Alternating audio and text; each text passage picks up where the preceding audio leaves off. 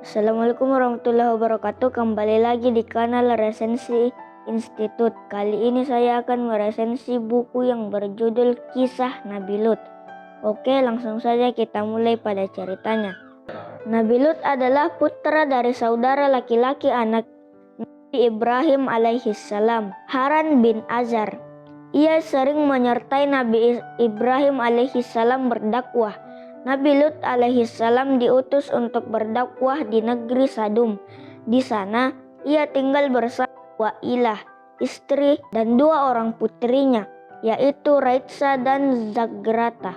Kaum Sadum hidup dalam kemaksiatan. Mereka melakukan perbuatan buruk seperti mencuri dan merampok. Lebih parah lagi, mereka berperilaku menyimpang, yaitu menyukai sesama jenis. Orang laki-laki menyukai laki-laki dan kaum wanita menyukai sesamanya.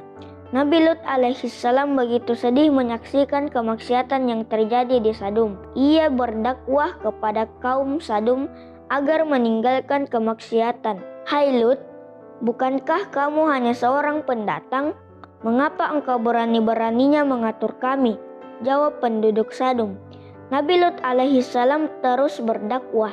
Namun hanya sedikit dari penduduk Sadum yang ingin beriman. Nabi Lut alaihissalam makin sedih ketika mengetahui sang istri mendukung kemungkaran kaum Sadum. Pada suatu hari, Allah Subhanahu wa Ta'ala mengutus malaikat Jibril, malaikat Mikail, dan malaikat Israfil untuk mendatangi Nabi Lut alaihissalam. Sebelum datang ke rumah Nabi Lut alaihissalam, ketiganya bertamu ke tempat Nabi Ibrahim alaihissalam. Allah menguduskan untuk menghancurkan kaum Sadum.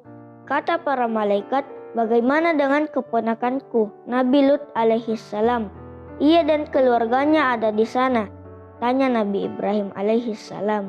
Tenanglah, kami akan menyelamatkan Nabi Lut dan orang yang beriman. Jelas para malaikat. Hati Nabi Ibrahim alaihissalam pun menjadi tenang. Di Sadum, Nabi Lut alaihissalam menerima kedatangan tamu-tamunya dengan sembunyi-sembunyi. Ia segera menutup pintu rumah agar mereka tidak terlihat oleh kaum Sadum. Tidak ada yang mengetahui kehadiran tamu-tamu itu kecuali Nabi Lut alaihissalam dan keluarganya sendiri. Namun ternyata istri Nabi Lut alaihissalam diam-diam menyelinap keluar rumah dan menemui penduduk Sadum. Di rumahku ada 3 orang tamu laki-laki yang tampan. Datanglah ke sana, kata istri Nabi Lut alaihissalam kepada penduduk Sadum. Begitulah ia justru mengkhianati suaminya sendiri. Tak lama kemudian penduduk Sadum datang ke kediaman Nabi Lut alaihissalam. Hai Lut, bukalah pintu rumahmu. Serahkan ketiga tamumu kepada kami, kata mereka. Di dalam rumah Nabi Lut alaihissalam resah. Ia mengkhawatirkan keselamatan ketiga tamunya. Jangan cemas, kami ini para malaikat. Dia tidak akan bisa mengganggumu. Pergilah beserta keluarga dan pengikutmu di akhir malam dan jangan menoleh ke belakang jika kalian ingin selamat. Azab Allah akan datang untuk kamu di waktu subuh. Kata para malaikat kepada Nabi Lut alaihissalam. Mendengar pengakuan tamunya, Nabi Lut alaihissalam merasa lega. Ia kemudian membuka pintu. Seketika penduduk Sadum merangsek masuk. Ketika penduduk Sadum masuk ke rumah Nabi Lut alaihissalam, tiba-tiba tidak dapat melihat. Mata mereka buta.